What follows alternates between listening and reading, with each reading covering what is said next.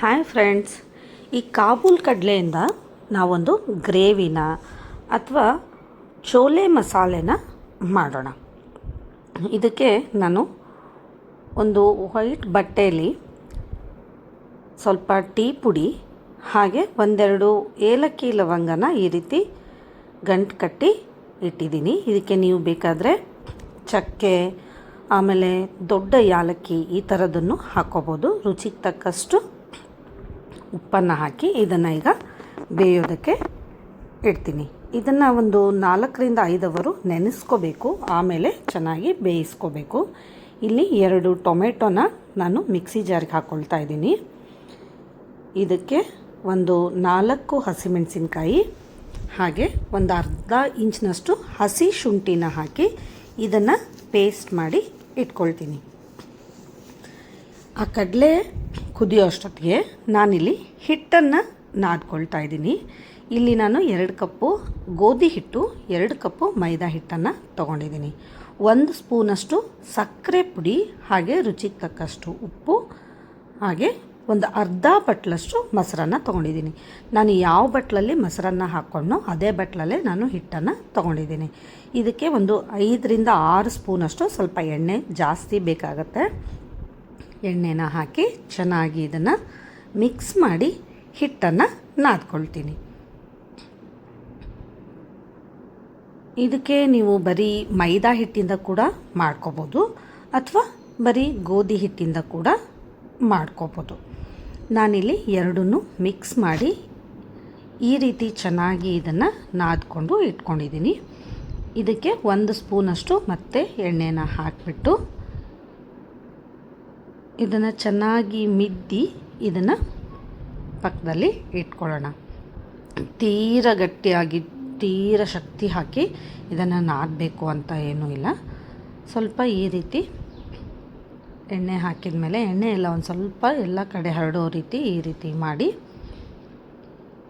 ಇದನ್ನು ಒಂದು 10 ನಿಮಿಷ ಅಥವಾ ಈ ನಮ್ಮ ಮಸಾಲೆ ಎಲ್ಲ ರುಬ್ಕೊಂಡು ನಾವು ಅದನ್ನು ಒಗ್ಗರಣೆ ಹಾಕೋವರೆಗೂ ನಮಗೆ ಟೈಮ್ ಸಿಗುತ್ತೆ. ಅಲ್ಲಿವರೆಗೂ ಈ ಹಿಟ್ಟನ್ನು ನೆನೆಯೋದಕ್ಕೆ ಇಡೋಣ. ನಾವು ಮೊಸರು ಹಾಕಿರೋದ್ರಿಂದ ತುಂಬ ಚೆನ್ನಾಗಿ ಇದು ಉಬ್ಕೊಂಡು ಬರುತ್ತೆ. ನೋಡಿ, ಈಗ ನಾವು ಬೇಯೋಕ್ಕಿಟ್ಟಂಥ ಈ ಕಾಬೂಲ್ ಕಡಲೆ ಬೆಂದಿದೆಯೋ ಇಲ್ವೋ ಅಂತ ನೋಡೋಣ. ಇಲ್ಲಿ 4 ವಿಸಲ್ಲು ಆಗಿದೆ. ಇದು ತೀರಾ ನಿಮಗೆ ಮೆತ್ತಗೆ ಬೇಕು ಅಂದರೆ ನೀವು ಇನ್ನೊಂದು ವಿಸಲ್ ಕೂಡ ಮಾಡಿಸ್ಕೋಬೋದು. ನಾನಿಲ್ಲಿ ಕೇವಲ 3 ತಾಸು ಮಾತ್ರ ನೆನೆಸಿಟ್ಟಿದ್ದೀನಿ. ನೀವು ಓವರ್ ನೈಟ್ ಕೂಡ ನೆನೆಸಿ ಇಟ್ಕೋಬೋದು ಅಥವಾ ನೀವು ಮಧ್ಯಾಹ್ನಕ್ಕೆ ಮಾಡಬೇಕು ಅಂದರೆ ಬೆಳಿಗ್ಗೆನೇ ನೆನೆಸಿ ಇಟ್ಕೋಬೋದು. ಇದು ಚೆನ್ನಾಗಿ ಈಗ ಬೆಂದಿದೆ. ನಿಮಗೆ ಇನ್ನೂ ತೀರಾ ಬೆಂದ್ಕೋಬೇಕು ಅಂದರೆ ಇನ್ನೊಂದು ವಿಸಲ್ ಆಗೋವರೆಗೂ ತಡೆದ್ಬಿಟ್ಟು ಆಫ್ ಮಾಡ್ಕೊಳ್ಳಿ. ಇಲ್ಲಿ ನಾನು ಒಂದು ಪ್ಯಾನನ್ನು ಇಟ್ಬಿಟ್ಟು ಈ ಪ್ಯಾನ್ಗೆ ಈಗ ಒಂದು 4 ಸ್ಪೂನಷ್ಟು ಎಣ್ಣೆನ ಹಾಕ್ಕೊಳ್ತಾ ಇದ್ದೀನಿ. ಇದಕ್ಕೆ ಒಂದು ಪಲಾವ್ ಎಲೆನ ಹಾಗೆ ಒಂದೆರಡು ಲವಂಗನ ಹಾಕ್ತಾಯಿದ್ದೀನಿ. ಹಾಗೆ ಒಂದು ಏಲಕ್ಕಿನ ಹಾಕ್ಕೊಳ್ತಾ ಇದ್ದೀನಿ. ಇದನ್ನೆಲ್ಲ ನಾವು ಕಡಲೆ ಬೇಯೋದಕ್ಕಿಟ್ಟಿದ್ವಲ್ವ ಆ ಗಂಟಲ್ಲಿ ಕೂಡ ಹಾಕಿ ಇಟ್ಟಿದ್ದೀವಿ. ಇಲ್ಲಿ ಒಂದು ಸ್ವಲ್ಪ ಹಾಕ್ಕೊಳ್ತಾ ಇದ್ದೀನಿ. ಚಕ್ಕೆ ಮಾತ್ರ ನಾನು ಹಾಕಿಲ್ಲ, ಈಗ ಮಾತ್ರ ಚಕ್ಕೆನ ಹಾಕ್ಕೊಳ್ತಾ ಇದ್ದೀನಿ. ಈಗ 1 ಸ್ಪೂನಷ್ಟು ಜೀರಿಗೆ ಹಾಗೆ ಇದಕ್ಕೆ ಫ್ಲೇವರ್ಗೋಸ್ಕರ ಒಂದು ಅರ್ಧ ಟೀ ಸ್ಪೂನಷ್ಟು ನಾನು ಸೋಂಪು ಕಾಳನ್ನು ಹಾಕ್ಕೊಳ್ತಾ ಇದ್ದೀನಿ. ನಮ್ಮ ಪೂರ್ವಿಕರು ತುಂಬ ಜಾಣರು. ಈ ರೀತಿ ಅಡುಗೆಗಳನ್ನ ಮಾಡ್ತಾ ಇರುವಾಗ ಸೋಂಪು ಕಾಳನ್ನು ಯಾಕೆ ಬಳಸ್ತಾ ಇದ್ರು ಅಂದರೆ ಅದರ ಫ್ಲೇವರು ಬರುತ್ತೆ, ಹಾಗೆ ಅದು ಜೀರ್ಣ ಕೂಡ ಆಗುತ್ತೆ ಅನ್ನೋದಕ್ಕೋಸ್ಕರನೇ ಅವರು ಸೋಂಪು ಕಾಳನ್ನು ಬಳಸ್ತಾಯಿದ್ರು. ನೋಡಿ, ನಾನು ಈರುಳ್ಳಿ ಕೂಡ ಪೇಸ್ಟ್ ಮಾಡಿ ಇಟ್ಕೊಂಡಿದ್ನಲ್ಲ ಅದನ್ನು ಈಗ ಹಾಕ್ಕೊಂಡು ಚೆನ್ನಾಗಿ ಫ್ರೈ ಮಾಡ್ತಾಯಿದ್ದೀನಿ. ನಿಮಗೆ ಈರುಳ್ಳಿನ ಈ ರೀತಿ ಮಾಡಿ ಹಾಕ್ಕೊಳ್ಳೋದಕ್ಕೆ ಇಷ್ಟ ಇಲ್ಲ ಅನ್ನೋದಾದರೆ ನೀವು ತೀರಾ ಚಿಕ್ಕದಾಗಿ ಕಟ್ ಮಾಡಿ ಕೂಡ ಈರುಳ್ಳಿನ ಹಾಕ್ಕೋಬೋದು. ಅಥವಾ ನಾವು ಈರುಳ್ಳಿ ತಿನ್ನಲ್ಲ ಅನ್ನೋದಾದರೆ ಈರುಳ್ಳಿನ ಸ್ಕಿಪ್ ಮಾಡ್ಕೋಬೋದು. ಈಗ ನಾನು ಟೊಮೆಟೊ ಪ್ಯೂರಿನ ಹಾಕ್ಕೊಳ್ತಾ ಇದ್ದೀನಿ. ಇದಕ್ಕೆ 4 ಹಸಿಮೆಣಸಿನ್ಕಾಯಿ, ಒಂದು ಅರ್ಧ ಇಂಚಿನಷ್ಟು ಹಸಿ ಶುಂಠಿನ ಹಾಕಿ ಮಿಕ್ಸ್ ಮಾಡಿ ಇಟ್ಕೊಂಡಿದ್ದೆ. ಇದೆಲ್ಲವನ್ನು ಚೆನ್ನಾಗಿ ಮಿಕ್ಸ್ ಮಾಡ್ಕೋಬೇಕು. ಇದು ಎಲ್ಲವೂ ಈ ಎಣ್ಣೆ ಜೊತೆ ಚೆನ್ನಾಗಿ ಹೊಂದ್ಕೋಬೇಕು. ನೋಡಿ, ಅದು ಬೇಯ್ತಾ ಇದ್ದಾಗೇ ಒಂದು ಅರ್ಧ ಟೀ ಸ್ಪೂನಷ್ಟು ಅರಿಶಿಣದ ಪುಡಿ, ಹಾಗೆ ಇಲ್ಲಿ ನಾನು ಖಾರಕ್ಕೆ 1.5 ಟೀ ಸ್ಪೂನಷ್ಟು ಅಚ್ಚ ಖಾರದ ಪುಡಿನ ಹಾಕ್ತಾಯಿದ್ದೀನಿ. ನೀವು ಖಾರನ ನೋಡಿಬಿಟ್ಟು ಹಾಕ್ಕೊಳ್ಳಿ. ಹಾಗೆ 1 ಸ್ಪೂನಷ್ಟು ಧನಿಯಾ ಪುಡಿ, ಹಾಗೆ 1 ಸ್ಪೂನಷ್ಟು ಇಲ್ಲಿ ಚೋಲೆ ಮಸಾಲೆನ ಬಳಸ್ತಾ ಇದ್ದೀನಿ. ಚೋಲೆ ಮಸಾಲೆನ ತುಂಬ ಸರಳವಾಗಿ ಮನೆಯಲ್ಲೇ ಮಾಡ್ಕೋಬೋದು. ನಾನು ಮನೆಯಲ್ಲೇ ಮಾಡಿರೋವಂಥ ಚೋಲೆ ಮಸಾಲೆನ ಹಾಕ್ಕೊಂಡಿದ್ದೀನಿ. ನೀವು ಬೇಕಾದರೆ ಚೋಲೆ ಮಸಾಲೆ ಹೊರಗಡೆ ಬೇರೆ ಬೇರೆ ಕಂಪ್ನಿದೆಲ್ಲ ಸಿಗುತ್ತೆ, ಯಾವ್ದು ಬೇಕಾದರೂ ಬಳಸ್ಕೋಬೋದು. ಇದೆಲ್ಲವನ್ನು ಚೆನ್ನಾಗಿ ಈಗ ಮಿಕ್ಸ್ ಮಾಡ್ಕೋಬೇಕು. ಇದೆಲ್ಲವೂ ಚೆನ್ನಾಗಿ ಹದವಾಗಿ ಬೆಂದ್ಕೋಬೇಕು, ಅಂದರೆ ಹೊಂದಿಕೊಂಡು ಬೆಂದ್ಕೋಬೇಕು. ಇದಕ್ಕೆ ನೀರನ್ನಾಗಲಿ ಏನನ್ನು ಈ ಟೈಮಲ್ಲಿ ಹಾಕೋ ಆಗಿಲ್ಲ. ಒಂದು 5ರಿಂದ 7 ನಿಮಿಷ ಚೆನ್ನಾಗಿ ಈ ರೀತಿ ಬೇಯೋದಕ್ಕೆ ಬಿಡಬೇಕು. ಈ ರೀತಿ ಬೆಂತಾ ಇದ್ದಾಗೆ ಸುತ್ತ ನೋಡಿ ಎಣ್ಣೆ ಎಲ್ಲ ಬಿಟ್ಕೊಳ್ಳುತ್ತೆ. ಈ ಟೈಮಲ್ಲಿ ರುಚಿಗೆ ತಕ್ಕಷ್ಟು ಉಪ್ಪನ್ನು ಹಾಕಿದ್ದೀನಿ. ಹಾಕಿ ನಾವು ಬೇಯಿಸಿ ಇಟ್ಟಂಥ ಈ ಕಡಲೆ ಕಾಳನ್ನು ಹಾಕ್ಕೊಳ್ತಾ ಇದ್ದೀನಿ.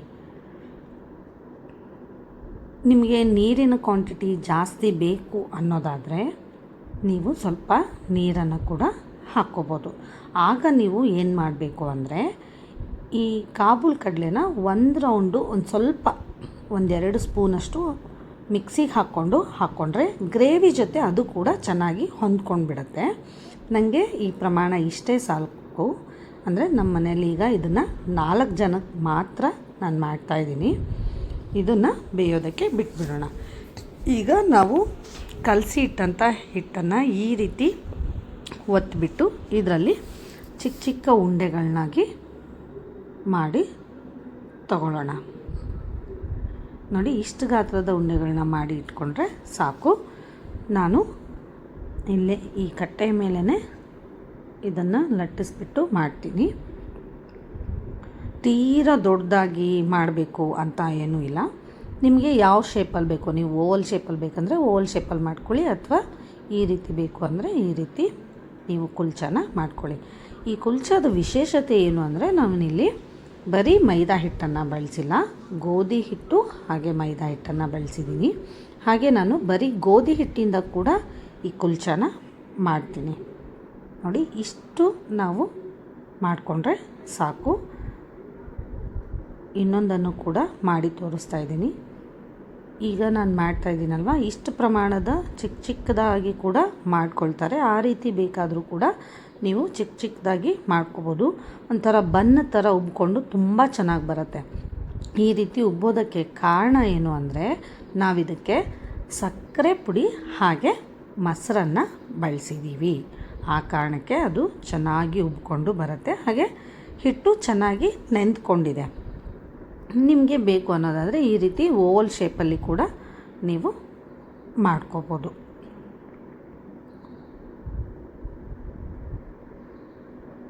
ತುಂಬ ಚೆನ್ನಾಗಿರುತ್ತೆ.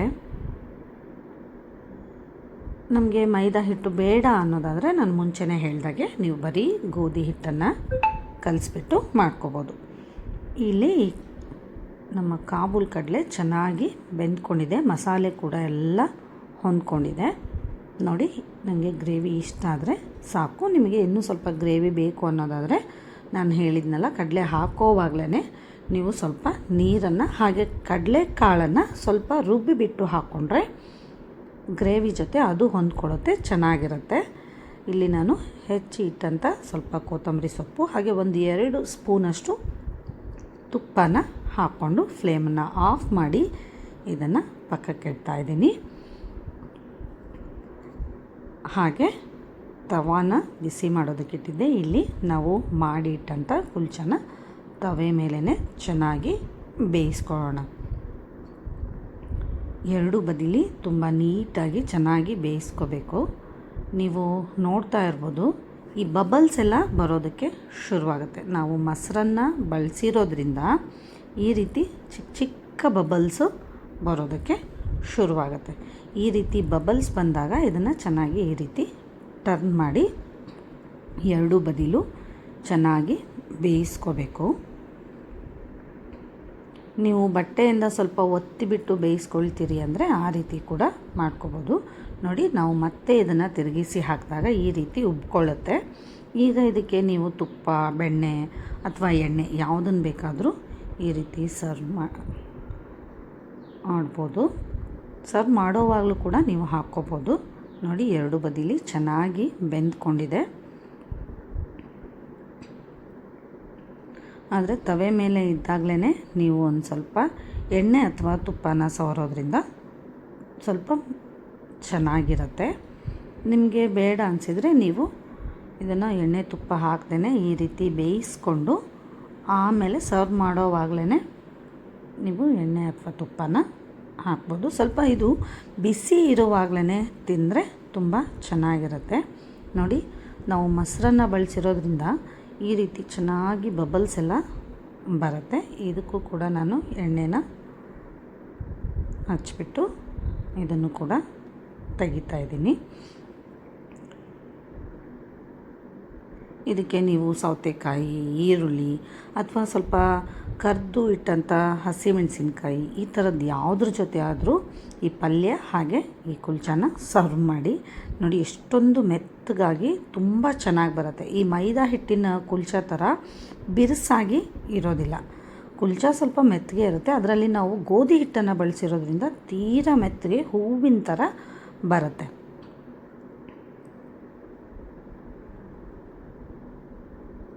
ಈ ಚೋಲೆ ಜೊತೆ ಕುಲ್ಚಾ ಒಳ್ಳೆ ಕಾಂಬಿನೇಷನ್ನು.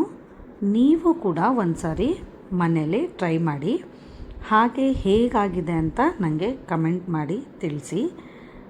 ನಾನು ಮಾಡ್ತಾಯಿರೋ ಅಡುಗೆ ನಿಮಗೆ ಇಷ್ಟ ಆದರೆ ಮತ್ತೆ ನಿಮಗೆ ಯಾವ ಥರದ ಅಡುಗೆಗಳು ಬೇಕು ಅನ್ನೋದನ್ನು ನನಗೆ ನೀವು ಕಮೆಂಟ್ ಮಾಡಿ ತಿಳಿಸಿದರೆ ಅದೇ ಥರದ ಅಡುಗೆಗಳನ್ನ ನಾನು ಮಾಡ್ತೀನಿ. ಹಾಗೆ ನನ್ನ ಚಾನಲ್ನ ಸಬ್ಸ್ಕ್ರೈಬ್ ಮಾಡಿ, ವಿಡಿಯೋಗಳನ್ನ ನೋಡಿ, ಬೆಲ್ ಐಕನ್ನ ಪ್ರೆಸ್ ಮಾಡಿ ನನಗೂ ಸಪೋರ್ಟ್ ಮಾಡಿ. ಒಂದು ಸಾರಿ ನೀವು ಮನೆಯಲ್ಲಿ ಮಾಡಿ ನನಗೆ ಹೇಗೆ ಬಂತು ಅನ್ನೋದನ್ನು ದಯವಿಟ್ಟು ಕಮೆಂಟ್ ಮಾಡಿ ಹೇಳಿ. ನಾನು ಇದನ್ನು ಮನೆಯಲ್ಲಿ ಇದೇ ರೀತಿ ಸರ್ವ್ ಮಾಡ್ತೀನಿ. ಲಂಚ್ ಬಾಕ್ಸಿಗೂ ಕೂಡ ಕಟ್ಟೋದಾದರೆ ಈ ರೀತಿ ರ್ಯಾಪ್ ಮಾಡಿ ಪಲ್ಯ ಮಾತ್ರ ಬಾಕ್ಸಲ್ಲಿ ಹಾಕಿಬಿಟ್ಟು ಕಳಿಸ್ತಾ ಇದ್ದೀನಿ. Thank you.